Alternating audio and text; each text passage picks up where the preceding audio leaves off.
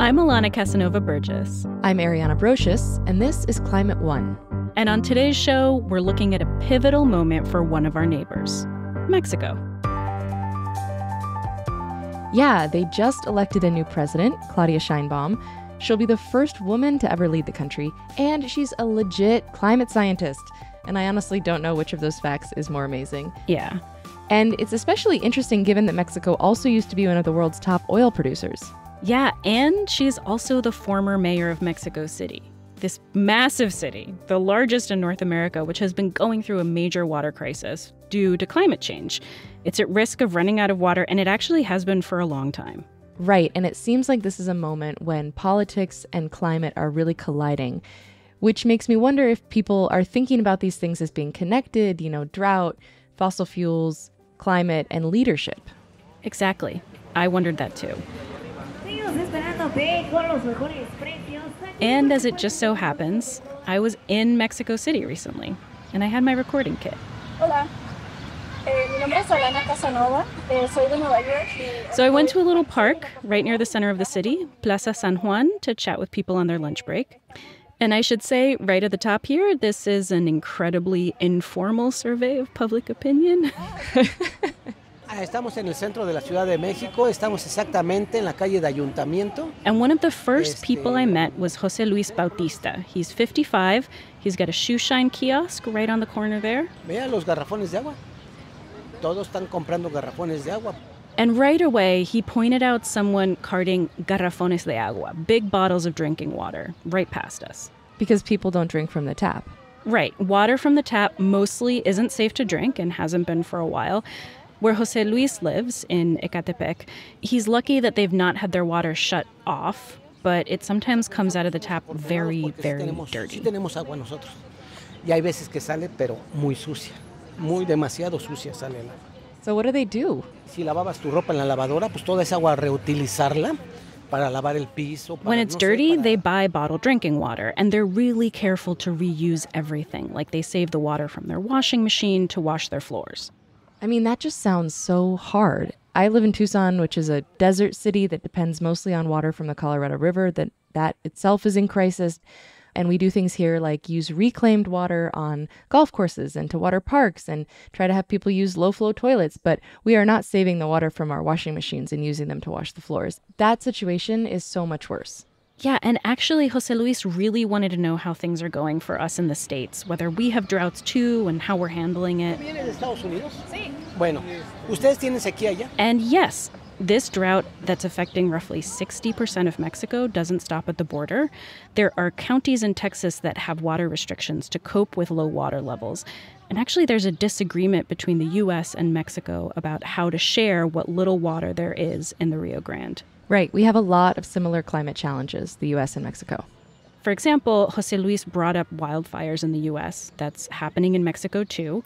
And they're in a heat wave like the one we just had over the 4th of July weekend. Hubo quemazones en todas partes. Ahí mismo ustedes en Estados Unidos tuvieron mucha quemazón. Aquí en México también. So did he connect that to climate change, the heat wave? En toda parte del mundo está pasando cosas muy extremas. Yeah, he brought it up right away. How there's extreme weather all over the world and how everyone is hoping that it rains enough to refill the reservoirs, which are very low right now. Nosotros mismos estamos originando toda esta sequía. Esperemos que llueva bastante, ¿no? Para que se vuelvan a llenar las presas. So can you talk a little more about what's happening with Mexico City's water infrastructure and these reservoirs that he just mentioned? Yeah, there are two overlapping problems here. One new and one very old. One of the main sources of water for the city is a single system of reservoirs that has been running dry because of the drought. Water levels have been at historic lows. But this used to be a water-rich area. The Aztecs built the original city on lake beds, and they engineered this complex system of canals and aqueducts to manage it all. The Spaniards destroyed it and built a new city on the ruins of the old city. And you can see this, especially in the city center. As you're walking around, there are parts of old Aztec temples, like right next to huge cathedrals. That's amazing. I mean, it's like history kind of on display, right? Just sort of different eras right in front of you. Exactly, but then there's this other very visible thing, which is that the city is actually sinking by several inches every year. And that connects back to water, because as the city's population grew, getting water became a bigger challenge. So the city started pumping it up from underground aquifers to supplement those surface reservoirs I mentioned. I read that something like 5 million Olympic-sized pools of water have been pumped up every year for the past decade because of the increased demand. The groundwater is being used up way faster than it can be refilled naturally. And that has meant that the soil underneath the city is compacting. And the low rainfall and hotter temperatures have made that problem worse. Yeah, that's a mind-boggling amount of water. And it's also nuts that you can actually see it sinking. Like you can see parts around the city where it's subsiding? Oh, yeah. There are streets that are kind of uneven. There are buildings that are sort of leaning, like the big cathedral, the Opera House, Palacio de Bellas Artes. That's sunk a lot. The airport runway is especially bumpy, actually. Some parts of the city have sunk by 20 inches in the past 20 years. And that's really jarring, but it's sort of this physical manifestation of what you can't see, which is that this is a very, very dry city. And it has affected neighborhoods differently. For example, I also spoke with someone who gets running water at home once every 8 days. This is Jasmine Vázquez Martínez. Ahí donde yo vivo siempre ha sido así. Y antes pues era peor porque era cada 15 días. And it used to be even worse. She used to get water once every 15 days. Oh my gosh. She lives in Los Reyes La Paz, which is on the far eastern edge of Mexico City. She works at a store near this park. And she knows that there are neighborhoods that get water every day, and people there don't have to save water like she and her family do. En otras partes pues la gastan mucho y pues otra gente gasta y nosotros pues tratamos de cuidarla. And it's been like this her whole life. She's 25, and she remembers that when she was little, her mom would get up very early in the morning to fill up containers because there wouldn't be water for the rest of the day. Yo me acuerdo cuando estaba chiquita, mi mamá se tenía que parar en la madrugada para poder llenar porque esa era la hora en el que caía el agua durante el día. So why does she think the water situation has gotten so bad? Yeah, I mean, the drought is definitely tied to the warmer temperatures, she said. But she also tied it to government mismanagement, which was certainly a theme with pretty much everyone I spoke to. Her fear is that this problem is going to lead to privatization and that water will just be for people who can pay for it. Los gobiernos y todo eso. A raíz de eso yo siento que es donde se agarran y es como de ya no hay agua, hay que privatizarla y quien tenga para pagarla, igual que no. What do you make of that so many people said they don't trust the government's response? Yeah, I mean, this area has struggled with water for a really long time. This most recent drought is the most severe, but I think people are frustrated that more hasn't been done to prepare. I chatted with a family from San Pablo de las Salinas, which is in the state of Mexico, just north of Mexico City. Pablo Gomez, the dad, really got in the weeds with me on water infrastructure. Cuando de verdad lo que necesitamos es sistemas de captación de agua. He really thinks there needs to be systems to catch rainwater because it goes into the drains right now and it just mixes with the sewage, which doesn't make any sense in a place with such severe water shortages all the time. And he was also really frustrated because in his community they lose a lot of water to broken pipes. And his town, which is nearly 30 miles away, they rely on the same reservoir system as Mexico City does. The infrastructure is working against them. That morning, before we talked, it had rained just a little bit, like a drizzle, and he was just praying the rains would continue because he said without water, there's no life. Si no tenemos agua, pues no hay vida. O sea, ahorita gracias a Dios pues nos están enviando un poco de lluvia, ¿no? So is he excited to see Claudia Sheinbaum take office? Yeah, he's hoping that the new administration leads on a transition away from fossil fuels. He was really clear about that. And towards renewable energy, because all of this is going to get worse otherwise.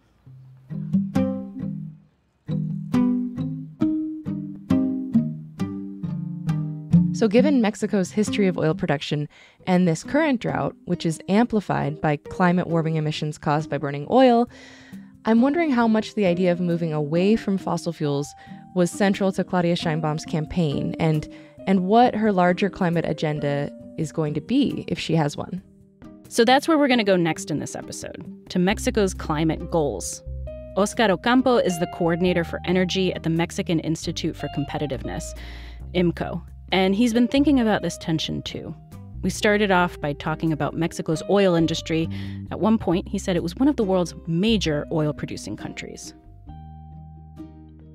In 2004, we used to produce more or less 3 million barrels per day.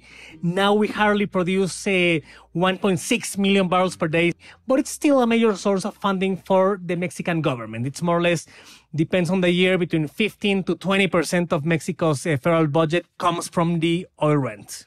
Because it's a state-run oil production.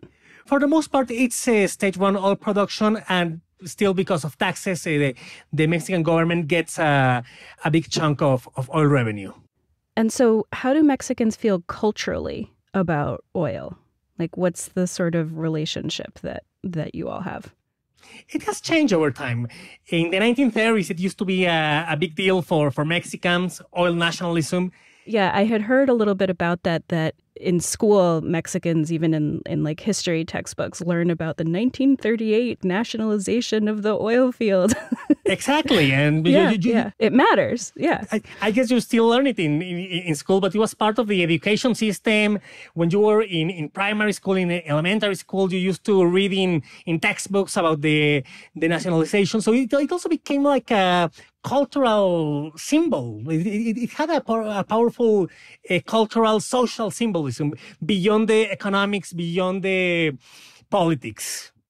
So for the outgoing president, López Obrador, who is known as AMLO in Mexico, he's been kind of thinking about oil in this outdated way, right? Sort of like as though he's still in the 70s, as though it really, really matters.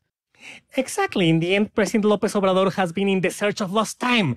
But you cannot, there are no time machines. The world has changed. Mexico has changed. The Mexican economy changed.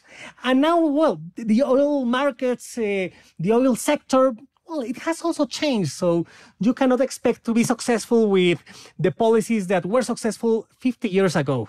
But yeah, in the end, we have to understand the biography of President López Obrador. He grew politically in Tabasco, which is a state in the Gulf of Mexico, a major oil-producing region. He thinks that it's a national security issue that Pemex, the state oil firm, controls the sector. So in the end, oil is really close to President López Obrador's heart. And that's something nobody was able to change. So it's an integral part of his ideology, of his politics, of his economic vision. So for the past 6 years, he's been really clinging to oil.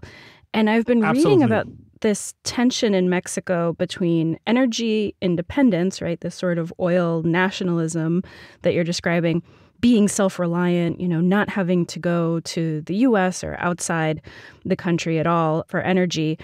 And then this tension between that and getting off of fossil fuels and meeting climate goals. So what's going on there? Well, there is indeed tension, not in the federal government, because for the federal government, this idea of energy independence, energy sovereignty comes first. The energy transition comes second. That's crystal clear. However, there is this tension because, of course, the federal government doesn't live in an isolated milieu. So in the end, Mexico has its climate commitments in the Paris Agreement, in its national legislation. And at the same time, President López Obrador's energy policy goes against those objectives, not only because of this reliance on oil, but also because he has, or his administration has blocked projects of renewable power generation, for example. Not because the administration is against renewable energies per se, but the administration is against competition from privates to state companies. So in the end, they end up being against renewable energies. So there hasn't been much innovation in renewable energy from the federal government. No, in the end, Mexico's state-owned utility, the Federal Electricity Commission, they have developed some projects on solar, for example, but it's not even close to what the country needs. In the end, before 2019, Mexico's power generation matrix was growing. Its renewable generation matrix was growing at a very reasonable pace, and this has significantly slowed over the past years.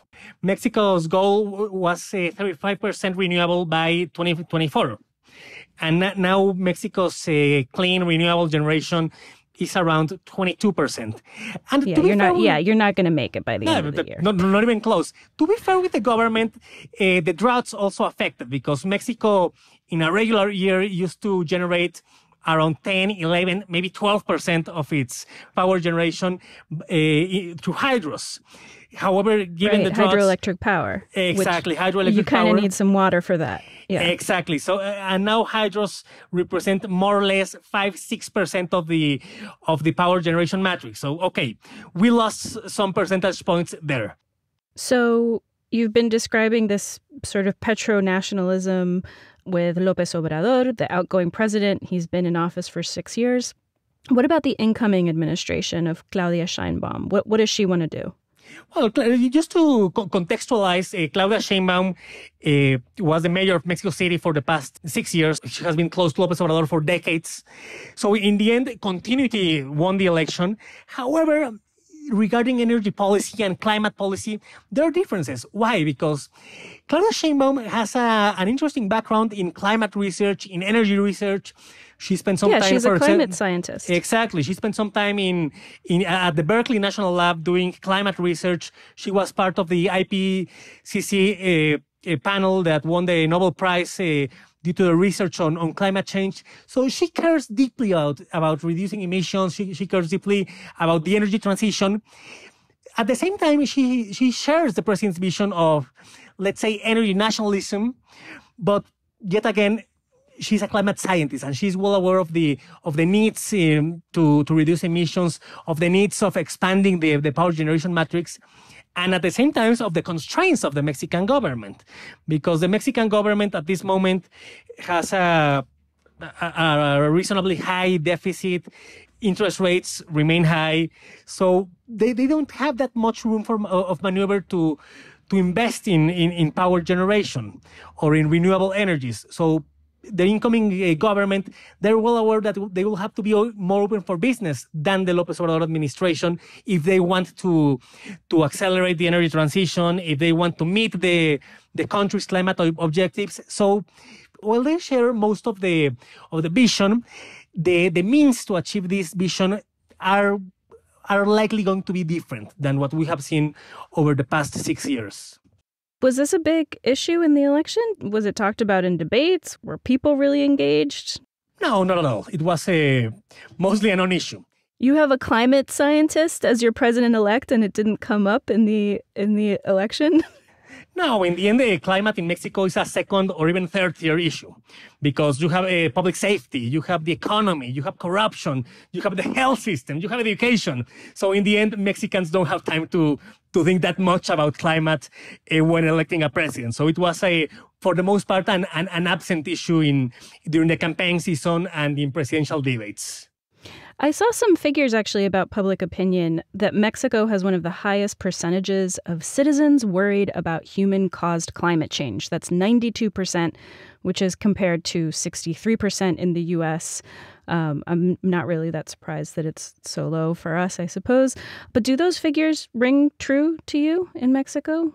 Absolutely. I mean, in Mexico, we don't have this debate whether climate change was man-caused or if it's non-existent. This is really not an issue in Mexico. But yet again, climate is not something we talk about in Mexico. It's not in the agenda. It's not in the news. Mexicans care about it. Yes, of course. If you ask a Mexican, do you think climate change is a threat? Yeah, they'll answer, yes, of course.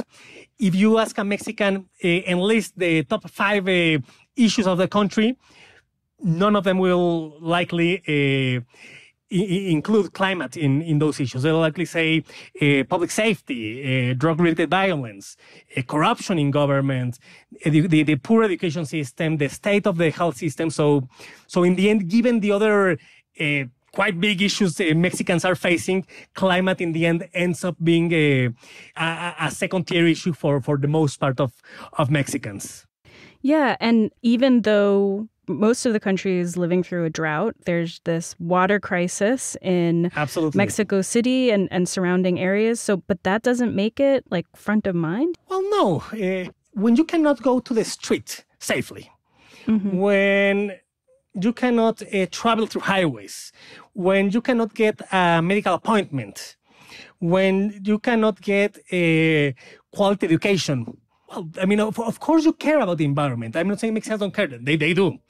But in the end, in the pyramid of needs, climate ends up being not at the top, and reasonably so. So maybe climate isn't a priority for Mexican voters. But in the face of a disastrous drought, water sure is.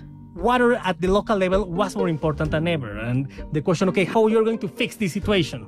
We'll have more of my conversation with Oscar Ocampo when Climate One continues.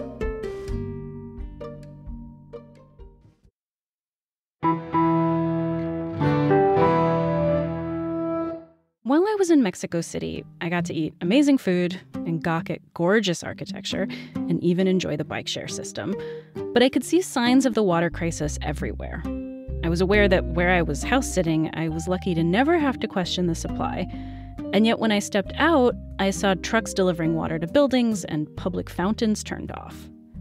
Oscar Ocampo says while some big parts of the city have suffered from water shortages for decades because of poor infrastructure, this is the worst, most widespread water crisis in recent memory. Now it was a democratic crisis. Rich households suffered it, poor households also suffered it, middle-class households suffered it. So yeah, this was a different crisis. Most households had some kind of water rationing. For example, from 6 a.m. to 10 a.m. you can use water, then they'll shut down until 6 p.m. and then they'll shut it down again at 10 p.m. And that is new. That's something Mexico City or most of Mexico City inhabitants hadn't experienced before. Is it also an economic issue? Because if you have to buy bottled water, let's say dirty water is coming out of your tap and you don't feel comfortable using it for even washing your dishes, and you have to buy all this water, doesn't that become onerous, especially for low-income people? Well, definitely. Mexicans spend quite a lot of money in water that they shouldn't be spending, in water trucks, in bottled water. Mexico is the largest bottled water consumer in the world, which is, it's an interesting thing here. There's a cultural explanation because Mexicans love bottled drinks like Coke. Mexico is also the world's #1 per capita Coke consumer. But yeah, it's you've got that delicious sugarcane Mexican Coke. Everybody knows about that. Yeah. However, most Mexicans don't drink that one because it's the crystal bottle, and if you go to any store, you'll find the bottle Coke, which is more similar to the U.S. To the American Coke. But yeah, okay. But Mexican Coke is fantastic. I fully agree with you, and I buy it every time I'm able to. But yeah, Mexicans spend a lot of money in bottled water because, as I was saying, cultural patterns, shopping habits, yes, but also because they don't trust the water systems. They don't trust that the water they're going to get if they drink tap water is healthy. And this is an interesting issue because not all of the water is unhealthy to drink. I personally drink quite often tap water, and I have never had an issue. However, you don't know. You're not able to measure the quality of water. You don't know if the tap water you're drinking is safe or not. So better not to take the risk and just go the safe way and buy bottled water. But here's another cultural issue. In the end, it's cheaper to install a filter. But most Mexicans don't have filters. They just go to the store and buy a bottled water. So yeah, it's an interesting sociological, anthropological discussion there. You mentioned that some neighborhoods in Mexico City have been going through water shortages for years now. I read something like 60% of the country is going through a drought. Can you give us the bullet points of what the causes are? Well, cause number one is, from a macro perspective, climate change has increased the intensity and the frequency of droughts. That's a fact. Second, this drought was more intense because of El Niño, this climate phenomenon that El Niño in 2023 and 2024 was more intense than in other years. Third factor, the poor state of water infrastructure in Mexico. Okay, El Niño and climate change, let's say they are beyond governmental control. There's nothing they could do against that. However, Mexican water infrastructure is in an extremely poor state. For example, pipelines in Mexico City can be as old as 50 years. So in the end, a lot of water is lost because of the poor infrastructure, the poor state of infrastructure. When For you say a example, lot, how much? Just to illustrate this, in Mexico City, somewhere around 30 to 40%. 30 to 40%. They don't even have the exact figure. Nobody has the exact figure, but it's around the ballpark of 30 to 40%. Well, that's a big deal. And the final issue is, even though in Mexico regularly we get a lot of rain, we don't have rainwater collectors. We don't treat water. A very tiny fraction of Mexico's water is treated.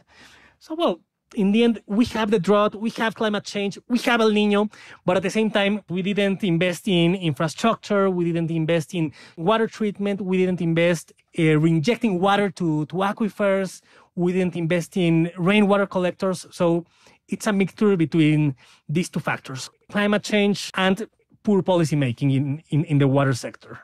So maybe this would have been a bad situation, but maybe not a full-blown crisis. Exactly. If there had been a little bit more, infrastructure preparedness. Exactly. There was tons of news coverage about the idea of day zero. Both, I read it here in the U.S. I know that this was obviously something you were all talking about. June 26th as the day when Mexico City would run out of water if it didn't rain. It did rain, so day zero didn't or hasn't yet come. But is that concept real, in your opinion? I'm going to quote a classic. That was fake news. And that was fake news created by the media. Nobody in government, not once, spoke about day zero. And there is a good reason for that. Well, in the end, for media, for newspapers and for websites and from news anchors, well, it made a whole deal of sense to talk about day zero because people were engaged. They clicked the news, they read, they visited their websites. However, it was never real because the idea of day zero is when a water system is unable to provide water to its population, being a municipality, being a city, being a state or a country. And that was never a real scenario for Mexico because the Mexican day zero was that the dams that supply greater Mexico City would be empty and would be unable to supply water to Mexican households, to Mexican businesses, well, in Mexico City. However, this is only 20% of Mexico City supply. The other 80% comes from underground waters, comes from other rivers. So the risk was that 20% of the water supply would be compromised, which is, of course, bad news, but it's not catastrophic. So in the end, this was quite responsible from media that they just started talking about day zero here and day zero there. But the government was the first one to say, there is not going to be day zero. And again, of course, Mexicans don't trust government. So let's say regular citizens didn't believe the government. Right. They're like, there's definitely going to be a day zero. Exactly. Yeah. They believe the media. So yeah, I think this was poor journalism. So we're talking about Mexico City, but a lot of Latin America is going through a water shortage crisis. Argentina has a big drought too. The Panama Canal has been historically low to the point where it's affecting global trade and contributing even to inflation. So what do you know about this problem in Latin America more broadly? Well, in the end, it is a big issue at a regional level. As you were saying, the Panama Canal, it's impressive to see the low levels of water. So in the end, it's a shared issue. There are countries that were more prepared to address this issue. For example, Chile, which is for the most part a desertic country, they have been very efficient managing water systems, reducing the footprint of agriculture. For example, while Mexico consumes 75% of its water in agriculture, in Chile only 60% of water goes to agriculture. And this doesn't mean that they are not big agricultural producers. They are. But they're just a little smarter about it because they're in a Exactly. desert. Or mostly desert. Yeah. Exactly, because they have to be more cautious with their water systems. Costa Rica also has very efficient water systems. Uruguay has also very efficient water systems. In the end, those are let's say the poster childs of water efficiency. And in the end, Mexico has a lot to learn from those success stories. Is that happening? Well, I think that slowly Mexico is, and this recent water crisis has made every government aware of the relevance of investing in water infrastructure. Although I told you a few minutes ago that climate was a secondary issue at the presidential election, water at the local level was more important than ever. And for example, in the debates for the mayorship of Mexico City, water was a central issue. The question, okay, how you're going to fix this situation? And more or less, all three candidates, they had more or less the same proposals. Water treatment, rainwater collection, improving the state of infrastructure. Some more, some less, but they all were pressured to go serious into water policy. And that is new. That's something we didn't see in previous electoral cycles. But in order to get out of a water crisis, I mean, you need to have a sense of collectivism, of coming together, Absolutely. of finding a solution. Yeah. So what do you do? Well, I don't have a proper answer there, but it will be a major challenge because, of course, you need government, but you also need private sector. You also need society. In the end, this is a textbook example of a collective action problem. Oscar Ocampo is the coordinator for energy at the Mexican Institute of Competitiveness, IMCO. Thank you so much, Oscar. Thank you for joining us on Climate One. My pleasure. Thanks for the invitation.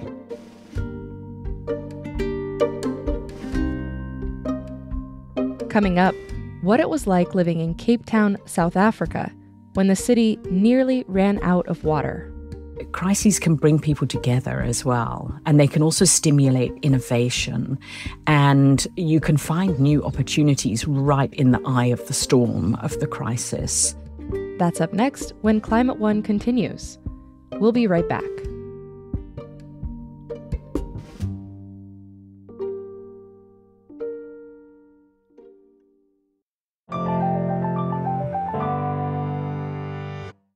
Mexico City isn't the only major metropolis facing a water crisis.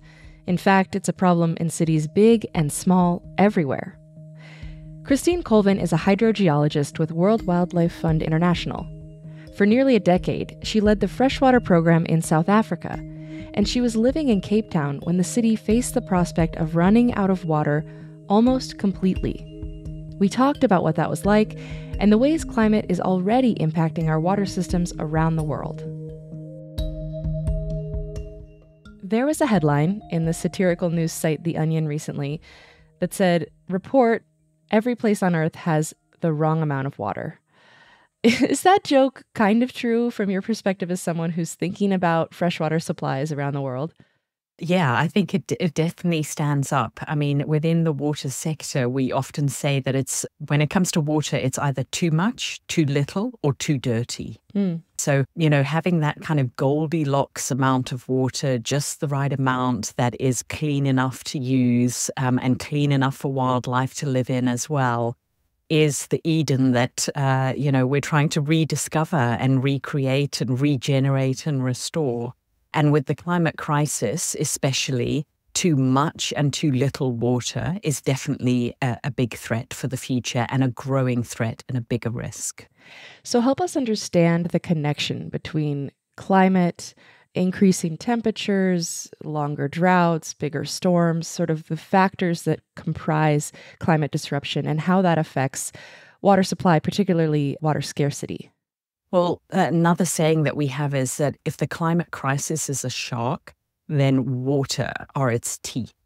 So this is the thing that's really going to bite us first and hardest. And the way that many people are going to experience the climate crisis is going to be through both droughts and floods. With a hotter atmosphere, there's more energy in the atmosphere. So that means that we are going to get more violent and volatile storms. It also means that there's more water in the atmosphere. With every 1 degree rise in temperature in the atmosphere, that means we can hold 7% more water. So it shifts the whole hydrological balance of the planet to kind of make us a little bit top heavy in terms of what we've been used to, with much more water moving around in the atmosphere and held in the atmosphere. And that means that some places are going to experience more droughts for much longer, And then for others, when those droughts break or when we have extreme rainfall, the kind of rainfall that we're going to see is going to be beyond torrential, which when that kind of rainfall is also falling on degraded land, where we used to potentially have naturally forested mountainsides and hills that were the catchments for rivers and valleys, we've lost a lot of that now through land use change and habitat change. So we've lost that natural resilience and coping capacity of our landscapes and catchments to cope with the kind of downpours that we're going to experience in the future. And I want to talk a bit more in a few minutes about remedies for that, the kinds of green structures, city design that can actually help address those challenges. But staying for a moment with kind of the challenge of water scarcity, there was a report from the United Nations this year, the World Water Development Report, which found that 2.2 billion people currently don't have access to safely managed drinking water, and that as of 2022, about half the world's population experienced at least temporary severe water scarcity. I don't know that I was even aware of the severity of this problem. When you put it in numbers that stark, which parts of the world are suffering the most, or places maybe we're unaware of having these water scarcity challenges? Yeah, I mean, obviously in our least developed countries and in the developing world, that's where we're still most lacking services on the whole to reach the general population. And often that is overlapping with the more tropical and semi-arid areas where we're also seeing a lot of these climate extremes as well. Even within countries, sometimes it's in the rural areas, but very often it's also in township areas. So informal settlements, shanty areas on the edges of cities, that's where people are really vulnerable because they have very few choices. Whereas developing communities in rural areas often will have local methods of accessing water. There's often a long history of digging and building wells and then protecting that groundwater, keeping it safe for human consumption. But, when people are moving into cities en masse and starting to live in informal settlements, there are very few options open. So, it's a widely distributed problem. And I think it is a shocking statistic, that 2 billion people around the world are still experiencing water scarcity when this is our most basic and fundamental human need. One of the cities that's been in the news lately is Barcelona, and I think you were just there. So can you talk a little bit about what that city is experiencing and the sort of additional pressures that the tourists bring in when they arrive in the summer? Yeah, and I think that's, an issue of not just a concentrated demand in terms of a spatial concentration, but you then also have these big peaks in demand for many of our holiday destinations. I mean, a big city like Barcelona is popular throughout the year, but in summer they will have a spike in terms of visitor numbers and then visitor demand for water as well. And it's a similar story to that which we experienced in Cape Town and many other big cities that are experiencing water shortages with visitors coming. The city needs to protect its supplies. It needs to reduce demand. It needs everybody to be aware of not wasting water. But at the same time, they don't want to scare visitors away. And in the case of Cape Town, it was also, not always flushing the toilet even. And, this is then a big adjustment for a lot of people to make. If you've just flown in from a very clean and sanitized country where you are, used to flushing the toilet all the time, and then an ask is being made of you to not do that, it gets personal very quickly. On your vacation, no less, right? Yeah, exactly. There are many parts of the world where we don't have flushing toilets. And it is one of the big challenges. It's something that the Bill and Melinda Gates Foundation and other people have really tried to crack this big challenge. What does the toilet of the future look like? Because it simply can no longer be something that relies on 9 liters of clean drinking water as a mechanism to transport human waste. Right. That's not fit for purpose for a future where we're going to experience more water crises. not to get too in the weeds here, but I've used composting toilets, and when done well, they can be totally fine. You know, they are a good strategy. You mentioned Cape Town, and I want to go there because you were living in Cape Town several years ago when that city was going through its huge water crisis. I think this was 2015 to 2018. Can you tell us what led to the Cape Town water crisis? Yeah, we had in Cape Town what's known as a mega drought. So normally, you know, if you have 1 year of bad rains in an area that experiences seasonal rainfall, then that might give you a drought year. But when you have 1 year after another, those impacts start stacking up and accumulating. Then it starts leading to a mega drought, which is normally 3 years or longer. And so we had a 3-year-long drought. And in the Western Cape in South Africa, typically rainfall comes in the cold winter months, falls in the high mountainous areas, the water source areas on the outskirts of the city, and that then infiltrates into the aquifers and replenishes the dams that the city relies upon. And there's one big sort of main water system that supplies both the city and irrigation farmers in the Western Cape. So after 3 years of bad rains, the dam levels had got lower and lower and lower year on year. And this was a huge cause for concern because we hadn't sort of survived through a period of dam levels being that low with as many people living in the city of Cape Town. So it's a city of more than 3 million people, a coastal city, and that was a real challenge. So what was it like living there during that? People reacted fairly predictably in, first of all, expecting that somebody else would solve the problem. You know, this is a big problem. This is about water supply. That's sort of things that engineers deal with. So we'll just wait for the engineers to fix it. But, you know, engineers are not very good at magicking rain and back into their dams. So there were still things that they could do, but it wasn't that.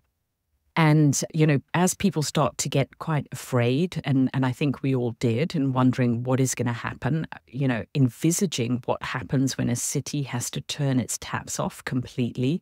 You know, schools aren't working, hospitals aren't working, people can't get to work. You know, it really feels like complete chaos could be just around the corner if that were to happen. So people were very fearful of that situation, picturing riots in the street as people are queuing up at standpipes to get water in the blazing sun. You know, how is that going to work? How are you going to maintain law and order in a situation like that? But I think also, as with many crises can bring people together as well. And they can also stimulate innovation. And you can find new opportunities right in the eye of the storm of the crisis. And what the drought crisis in Cape Town did very fundamentally was it absolutely shifted everybody's relationship with water. So previously, you'd just expect to turn on the tap and decent quality water comes out. When we were anticipating that not happening, we realized that we needed to really understand our water system much better, think about what everybody could do to help to save water. Because one of the sayings that we had in the midst of the drought was that we're not going to build our way out of this drought. We are only going to save our way out of this drought. And build your way by meaning develop more dams or drill wells or things like that. Yeah. So, you know, at a small scale, we could build some things like reuse systems and grey water systems that could help. But at a big scale, we couldn't build anything big enough and fast enough that would bring enough new water into the system. But they could dramatically reduce the level of leaks escaping from the water system and all the reticulation around the city. So water pressures were dropped quite dramatically as a measure of leakage reduction. And there was a fast-track program to, you know, start fixing up any pipes where there were any known or reported leaks. So the system itself was kind of dramatically improved. And again, you know, with the shift in focus and the fact that water became an organizing principle for the whole of the city, these things then became a priority. Whereas previously, they might have been further down on the list of engineering jobs that the city had to address. And so the city was successful in saving its way more or less out, right? And then the drought ended, you were able to get the regular rains returned? Yeah, effectively, I think the closest moment that we came to was within a couple of weeks of the taps being turned off, and we had called that day would be day zero. Mm-hmm. And day zero wasn't when the dams were dry. Day zero would be when I think it was still 15 or 17% of water was left in the dams, because that very last bit of water would be used just for hospitals and emergency services. But at that point, everybody else would have their water cut off, and then we would have to get water from standpipes. So people would have been allowed 25 litres of water per person per day. Wow. So 25 liters for an American audience would be about 6.5 gallons of water. Not a lot of water when you're trying to cook and maintain a normal lifestyle. I think it also gave a lot of us who were used to having piped and tapped water in South Africa a taste of what a big proportion of the South African population have to live with, which is going to fetch water every single day, especially people living in informal areas and in the rural areas where they don't have taps in the house necessarily. And, then you really do learn the value of water when you're having to go and fetch it and carry it. Mm-hmm. I'm curious whether that shift in mentality has lasted. And I know you no longer live there, but it seems like humans have a tendency to respond in crisis, but then we quickly forget. There's always a bit of a bounce back. When the crisis is over, and in Cape Town, we were lucky that in the third year the rains did finally come, then there's a tendency to resort back to old behavior. But I do think in Cape Town a lot of things have stayed in place, partly because people kind of rebuilt their homes in response to the crisis. So a lot of people put in recycling systems and systems that could, for instance, take grey water and use that on the garden or reuse that in flushing toilets. A lot of people put in rainwater tanks so that they would do their own rainwater harvesting at home and then use that for non-drinking uses of water as well. And a lot of people also sunk boreholes on their property and started using water from wells and boreholes. Now that brings with it its own set of risks in that, the aquifers can get overdrawn. But I think in part because a lot of people spent money on their homes and changed the way that their homes use water, and they want to continue using that investment. And I think that process of both of diversifying different sources of water, both at the home scale and at the city scale now, because now the city is using more recycled water and more groundwater as well, that has built some really long-standing resilience into the water system for Cape Town. It's really positive to hear an example of that overall shift in designing homes and building systems that is staying in place. Do you think there's a disconnect between asking people within their homes to shower less or maybe take a break from watering their garden or they're washing their car versus major industries and agriculture, which use vastly more water, in the scheme of things than people in cities do? Yeah, agriculture still uses about 70% of water allocated globally. So that is where we really need to focus on water use efficiency. We also need to be thinking about the kinds of crops that we're growing in different areas as well, looking for more water efficient crops. And it's not only a choice between urban water users and agricultural water users, but also between what the natural environment needs in order to sustain its ability to keep providing us with water. Mm-hmm. So previously, we tend to look at, we'll use water where it's going to give the biggest return to the economy, normally in the short term, and generate economic growth.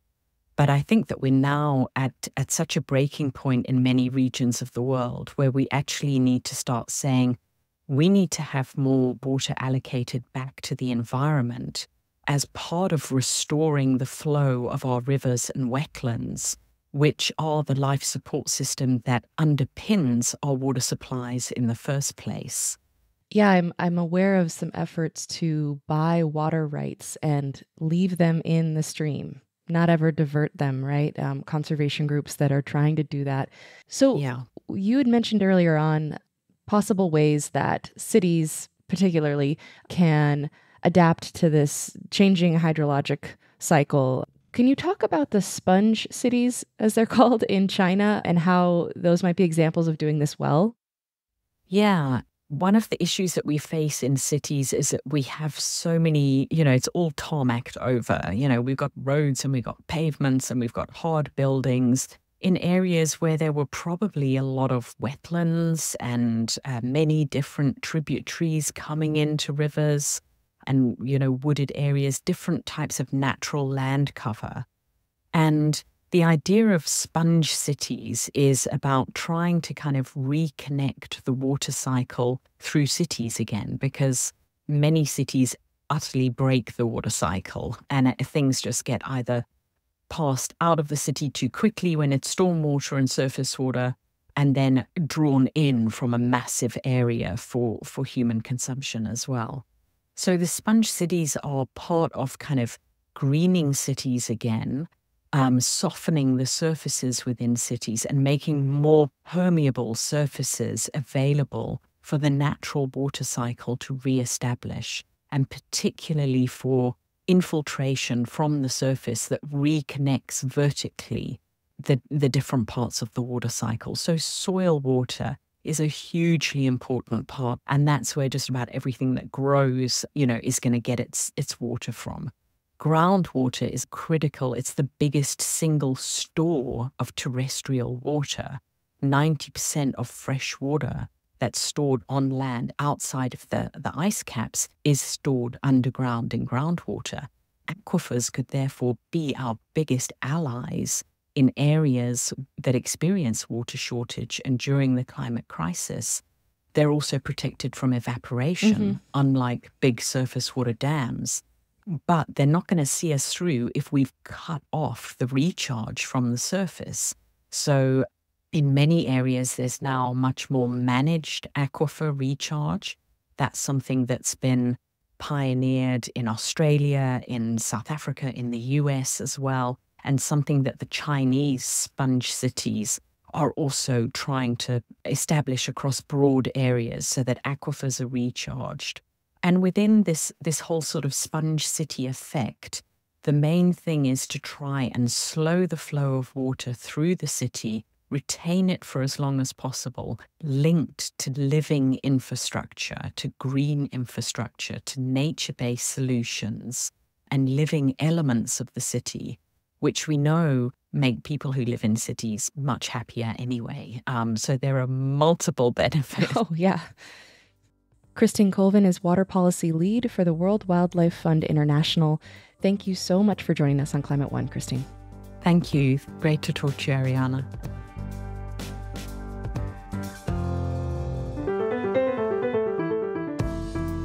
And that's our show. I'm Alana Casanova Burgess. Thanks for listening.